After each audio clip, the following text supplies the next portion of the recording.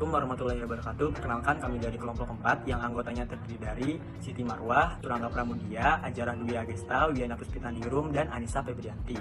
Di sini kami akan membahas terkait ras, etnisitas, dan rasisme. Yang pertama itu ada konsep dasar. Konsep dasarnya terdiri dari balapan, kemudian yang kedua ada etnis, dan yang ketiga ada rasisme. Balapan sendiri merupakan sebuah kategori yang dibangun secara sosial yang berakar pada keyakinan bahwa ada perbedaan mendasar di antara manusia terkait dengan fenotipik dan keturunan. Kemudian yang kedua ini ada etnis. Etnis ini mengacu pada jenis identitas sosial yang terkait dengan leluhur, dirasakan atau nyata, dan perbedaan budaya yang menjadi efektif atau aktif dalam konteks tertentu. Nah, kemudian yang terakhir ada rasisme. Rasisme ini merujuk pada praktek-praktek yang stereotip yang membuat minoritas rasial berada di posisi inferior, meskipun ada niat baik dan keyakinan akan kesetaraan. Dilanjut mengenai keistimewaan hak putih. Nah, bahwasanya hak putih ini, kulit putih mengacu pada aset yang tidak diakui dan tidak diterima yang menguntungkan oleh kulit putih. Nah, dalam kehidupan sehari-hari mereka. Nah, itu juga merupakan sebuah memanifestasikan dirinya dalam kondisi kehidupan sehari-hari yang paling diterima begitu saja. Nah, menurut MS Intos, itu membongkar ransel tidak terlihat dengan merinci lebih dari 40 keadaan dan ketentuan khusus yang dialami sebagian orang kulit putih yang tidak dapat diharapkan oleh rekan Afrika ke Amerika dalam kehidupan sehari-hari mereka. Sering-seringlah mengatur untuk bergaul dengan orang-orang ras, maksudnya orang-orang dari ras itu sendiri. Menyewa atau membeli rumah di daerah yang terjangkau dari orang yang ingin ditinggal itu merupakan orang yang ditinggal di sebelah akan memperlakukan seseorang itu dengan hormat. Berbelanja sendirian tanpa diikuti di sekitar toko ataupun dilecehkan. Nah, di sini bisa menyalakan TV dan juga berharap untuk melihat orang lain dari rasnya yang hampir sepanjang waktu itu pada tahun 1988. Ada pula mengenai rasisme institusional. Nah, bahwasannya rasisme institusional ini merupakan sebuah gagasan bahwa rasisme ini terjadi melalui institusi masyarakat yang dihormati dan mapan daripada melalui tindakan kebencian dari beberapa orang jahat. Lalu rasisme ini merasuki semua struktur masyarakat secara sistematis. Mereka yang berfokus pada rasisme institusional ini mempelajari bagaimana institusi sosial seperti sekolah, lalu di rumah sakit, departemen kepolisian, dan juga mengenai bisnis yang memiliki sebuah praktik yang mendukung mengenai supremasi kulit putih yang tertanam dalam struktur operasi mereka. Mengenai lembaga-lembaga ini menyusun sebuah hubungan sosial dengan cara yang tidak sejelas diskriminasi terbuka. Nah, ketika merujuk pada ghetto Amerika Serikat atau Southern Jim Crow, kita menyadari bahwa rasisme itu tertanam dalam struktur institusi politik, lalu ekonomi dan juga sosial kita. Nah, meskipun ada banyak tindakan diskriminasi individu, nah, sistem rasis atau sistem rasial ini bukanlah yang pertama dan terutama dipertahankan oleh tindakan diskriminasi individu ini. Nah, itu tetap hidup dan diabadikan oleh sistem segregasi yang lebih besar yang didirikan jauh sebelum mereka yang terkena dampak bahkan lahir dan yang ada secara independen dari tindakan kebencian atau kepada prasangka individu. Adapun mengenai rasisme over, nah rasisme over ini berarti sama dengan rasisme dengan rasisme. Nah, tindakan rasis yang tidak terang-terangan telah hilang atau bahwa banyak orang yang telah hilang, nah tidak menjadi korban dari mereka. Nah, dalam kehidupan sehari-hari, rasisme ini dapat diekspresikan dalam ide-ide yang dianut oleh individu-individu fanatik. Itu diungkapkan secara terbuka melalui sikap, persepsi, dan juga keyakinan individu. Dan juga didukung oleh pernyataan rasis, ideologi daripada para pemimpin politik. Lalu ada juga mengenai mikroagresi rasial. Nah, mikroagresi rasial ini adalah penghinaan kecil, penghinaan atau tindakan tidak hormat yang menyakiti bagi orang kulit yang berwarna. Nah, meskipun ini sering dilakukan oleh orang kulit putih yang bermaksud baik, itu diantaranya insiden yang dikutip oleh Sue itu sebagai contoh agresi mikro. Nah, ini agresi mikro ini adalah orang-orang yang menanyakan orang Asia Amerika itu di mana mereka dilahirkan atau memberitahu mereka bahwa mereka itu berbicara bahasa Inggris dengan baik. Nah, komentar semacam itu menunjukkan bahwa orang Amerika ini adalah seorang imigran.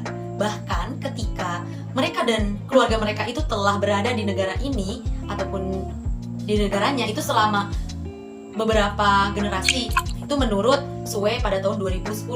Ada juga yang beberapa percaya bahwa gagasan agresi mikro itu sendiri merusak karena mendorong mentalitas korban yang memicu kemarahan dan juga mendorong orang untuk mengambil kesimpulan negatif dalam situasi yang ambigu. Lalu dengan demikian, perdebatan tentang agresi mikro ini telah menjadi bagian dari fenomena itu sendiri. Komponen yang penting untuk memikirkan fenomena rasisme ini dalam masyarakat itu harus berupa kontemporer. Masuk pada pembahasan ras dan rasisme dalam sejarah dan perbandingan perspektif. Pada peta ini menunjukkan bahwa pergerakan besar-besaran orang-orang dari Eropa yang menjajah Amerika, Afrika Selatan, Australia, dan Selandia Baru menghasilkan komposisi etnis penduduk di sana saat ini. Orang-orang dari Afrika dibawa ke Amerika untuk menjadi budak sejak abad ke-15 dan seterusnya. Orang Eropa berkelana ke laut yang sebelumnya belum dipetakan dan dijelajahi oleh mereka, mengejar penjelajahan dan perdagangan, tetapi juga menaklukkan penduduk asli dan menetap di daerah baru. Orang Eropa juga menyebabkan perpindahan besar-besaran dari Afrika ke Amerika melalui perdagangan budak. Pergeseran populasi yang sangat besar berikut telah terjadi dalam 350 tahun terakhir atau lebih. Yang pertama ada migrasi Eropa hingga Amerika Utara. Sejak abad ke-17, sekitar 45 juta orang telah bermigrasi dari Eropa ke tempat yang sekarang disebut dengan Amerika Serikat dan Kanada. Sekitar 200 juta orang di Amerika Utara saat ini menelusuri nenek moyang mereka hingga migrasi saat ini. Yang kedua ada migrasi Eropa hingga Amerika Tengah dan Selatan. Sekitar 20 juta orang, sebagian besar dari Spanyol, Portugal, dan Italia telah bermigrasi ke Amerika Tengah dan Selatan, dan ada sekitar 50 juta orang di wilayah ini sekarang adalah keturunan Eropa. Yang ketiga ada migrasi Eropa hingga Afrika dan Australia. Sekitar 17 juta orang di Afrika dan Australia adalah keturunan Eropa. Di Afrika, mayoritas emigran pergi ke negara bagian Afrika Selatan yang dijajah terutama oleh Inggris dan Belanda. Yang keempat ada migrasi Afrika ke Amerika. Dimulai pada abad ke-16, sekitar 10 juta orang kulit hitam dipindahkan ke benua Amerika Utara dan Selatan. Kurang dari 1 juta tiba di abad ke-16, sekitar 1, juta orang pada abad ke-17, 6 juta orang pada abad ke-18, dan 2 juta pada abad ke-19. Lalu munculnya kebangkitan rasisme sejak tahun 1816 sampai dengan 1882. Menurut Count Joseph Arthur, atau biasa disebut Bapak Rasisme Modern, beliau berpendapat bahwa ada 3 ras. Yang pertama yaitu ras putih, yang kedua hitam dan kuning. Ras kulit putih memiliki kecerdasan, moralitas, dan kemauan yang unggul, dan sifat-sifat yang diwariskan ini mendasari penyebaran pengaruh barat ke seluruh dunia. Sedangkan menurut beliau orang kulit hitam adalah yang paling tidak mampu, ditandai dengan sifat yang liar, kurangnya moralitas, dan ketidakstabilan emosi. Akhirnya muncul perlawanan kaum kulit hitam di Amerika Serikat dan munculnya gerakan hak sipil. Pada tahun 1780, ada hampir 4 juta budak di Amerika Selatan. Budak tidak memiliki hak hukum apapun, tetapi mereka tidak secara pasif menerima kondisi yang dipaksakan oleh tuan mereka. Perjuangan budak kadang-kadang mengambil bentuk oposisi langsung atau ketidaktaatan terhadap perintah, dan kadang-kadang pemberontakan. Meskipun pemberontakan budak kolektif lebih umum terjadi di Karibia daripada di Amerika Serikat, pada tingkat yang lebih halus, respon mereka melibatkan kreativitas budaya, perpaduan aspek budaya Afrika, cita-cita Kristen, dan jalinan budaya dan lingkungan baru di lingkungan mereka. Berbeda dengan ras dan etnis minoritas lainnya, orang kulit hitam dan penduduk asli Amerika sebagian besar telah ditolak kesempatannya untuk kemajuan diri mereka. Asosiasi Nasional untuk Kemajuan Orang Kulit Hitam Berwarna atau disingkat NAACP dan Liga Perkotaan Nasional masing-masing didirikan pada tahun 1909 dan 1910 untuk mempromosikan hak-hak sipil kulit hitam. Namun, mereka tidak memiliki pengaruh yang signifikan sampai sampai setelah Perang Dunia Kedua, ketika NAACP melembagakan kampanye melawan pendidikan publik yang terpisah. Perjuangan ini memuncak ketika organisasi menggugat 5 dewan sekolah yang menentang konsep sekolah terpisah tapi setara. Pada tahun 1954, Mahkamah Agung Amerika Serikat dengan suara yang tegas memutuskan bahwa fasilitas pendidikan yang terpisah pada dasarnya tidak setara. Lalu pada tahun 1964, Undang-Undang Hak Sipil disahkan oleh Kongres dan ditandatangani menjadi undang-undang oleh Presiden Johnson yang melarang diskriminasi di fasilitas umum, pendidikan, pekerjaan, dan setiap lembaga yang menerima desa pemerintah. RUU selanjutnya melarang diskriminasi dalam perumusan dan memastikan bahwa orang Afrika Amerika menjadi pemilih yang terdaftar penuh. Untuk selanjutnya yaitu ada migrasi global. Nah, saat ini sudah banyak pengungsi atau emigran yang bergerak melintasi berbagai wilayah di dunia, entah itu mereka melarikan diri dari konflik atau melarikan diri dari kemiskinan untuk mencari kehidupan yang lebih baik. Di sini kami juga menjelaskan mengenai pengertian dari imigrasi. Nah, imigrasi yaitu perpindahan orang ke suatu negara untuk menetap. Sedangkan emigrasi yaitu proses di mana orang meninggalkan suatu negara untuk menetap di negara lain. Nah, adanya pergerakan migrasi ini tentunya dapat menambah keragaman etnis dan budaya, serta mempengaruhi dinamika demografis, ekonomi, dan sosial. Tingkat migrasi yang meningkat di berbagai masyarakat barat, ini tentunya telah menantang gagasan umum tentang identitas nasional dan telah memaksa untuk melakukan pemeriksaan ulang mengenai konsep dari kewarganegaraan. Kemudian di sini menurut Stephen Cutlass dan Mark Miller pada tahun 1993, di sini mengidentifikasikan ada 4 kecenderungan yang akan mencirikan pola imigrasi pada tahun-tahun yang akan datang. Yang pertama ada percepatan. Nah, percepatan ini terjadi ketika migrasi lintas batas terjadi dalam jumlah yang lebih besar daripada tahun-tahun sebelumnya. Kemudian ada diversifikasi.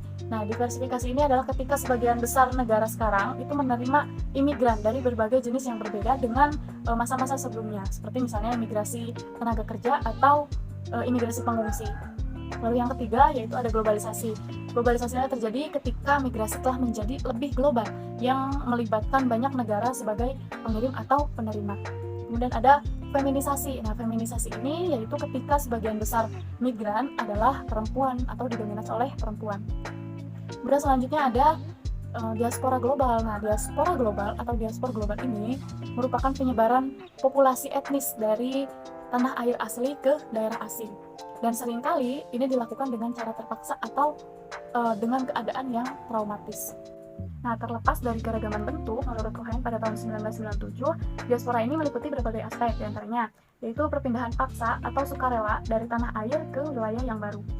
Kemudian, memori bersama tentang tanah air, komitmen untuk melestarikannya, dan keyakinan akan kemungkinan kembalinya pada suatu saat nanti ke wilayah asal. Kemudian ada identitas etnis yang kuat yang dipertahankan dari waktu ke waktu dan jarak. Kemudian ada rasa solidaritas dengan anggota kelompok etnis yang sama yang juga tinggal di wilayah diaspora. Kemudian ada tingkat ketegangan dalam kaitannya dengan masyarakat tuan rumah. Kemudian yang terakhir ada potensi untuk kontribusi yang berharga dan kreatif bagi masyarakat tuan rumah yang majemuk. Kemudian pertanyaannya adalah apakah imigran baru ini akan membantu atau malah menghancurkan perekonomian bangsa? Nah, di sini ada ekonom dan analis kebijakan yang mengklaim bahwa imigran baru ini memiliki efek positif atau tidak berpengaruh negatif pada perekonomian bangsa. Ekonom Julian Simon pada tahun 1981 ini berpendapat juga bahwa imigran dapat menguntungkan bagi perekonomian di Amerika Serikat dengan bergabung dalam angkatan kerja dan membayar ke sistem pendapatan federal seumur hidup mereka. Simon dalam hal ini juga berpendapat bahwa imigran itu adalah aset budaya di Amerika Serikat. Karena terlebih lagi dia mengatakan bahwa manusia ini memiliki kecerdasan untuk beradaptasi dengan lingkungannya. Maka semakin banyak imigran yang datang ke Amerika Serikat, maka semakin besar pula kumpulan inovator potensial dan pemecah masalah yang dimiliki oleh bangsanya itu. Apakah kemajuan nyata telah dibuat sejak gerakan hak-hak sipil tahun 1960-an? Di sisi semakin banyak orang kulit hitam bergabung dengan kelas menengah dan memperoleh gelar sarjana, pekerjaan profesional, rumah, dan di sisi lain orang kulit hitam jauh lebih mungkin hidup dalam kemiskinan dibanding orang kulit putih dan secara sosial terisolasi dari sekolah yang bagus. Sepanjang tahun 1980-an dan 1990-an, banyak imigran datang ke Amerika Serikat untuk mencari peluang ekonomi baru. Namun dari beberapa kelompok, khususnya orang Meksiko, memiliki tingkat pencapaian pendidikan yang paling rendah dan hidup dalam kemiskinan yang parah. Yang pertama, pencapaian pendidikan. Tingkat kelulusan sekolah menengah Amerika Serikat mencapai rekor tertinggi sepanjang masa sebesar 83% pada tahun 2014 sampai 2015. Kemudian, pekerjaan dan penghasilan. Sebagai hasil dari pencapaian pendidikan yang meningkat, orang kulit hitam sekarang memiliki pekerjaan manajerial dan profesional yang sedikit lebih banyak daripada mereka yang dilakukan pada tahun 1960. Pekerjaan dan penghasilan. Sebagai hasil dari pencapaian pendidikan yang meningkat, orang kulit hitam sekarang memiliki pekerjaan manajerial dan profesional yang lebih banyak daripada yang mereka lakukan pada tahun 1960. Pada tahun 2016, dari sekitar 69 juta posisi manajerial atau profesional di Amerika Serikat, 9,1% orang kulit hitam, 9,3% orang Hispanik, 8,1% orang Asia, dan hampir 3/4 lainnya dipegang oleh kulit hitam. Kesehatan. Menurut Jack Najman tahun 1993 yang menyorpai bukti hubungan kesehatan dengan ketidaksetaraan rasial dan ekonomi, dia juga mempertimbangkan strategi untuk meningkatkan kesehatan kelompok miskin di masyarakat, meskipun masih ada kesenjangan hitam putih dalam harapan hidup usia rata-rata yang diharapkan seseorang saat lahir hidup. Kesenjangan ini juga menurun dalam beberapa tahun terakhir, dari 7 tahun pada 1990 menjadi 3,5 tahun pada tahun 2015.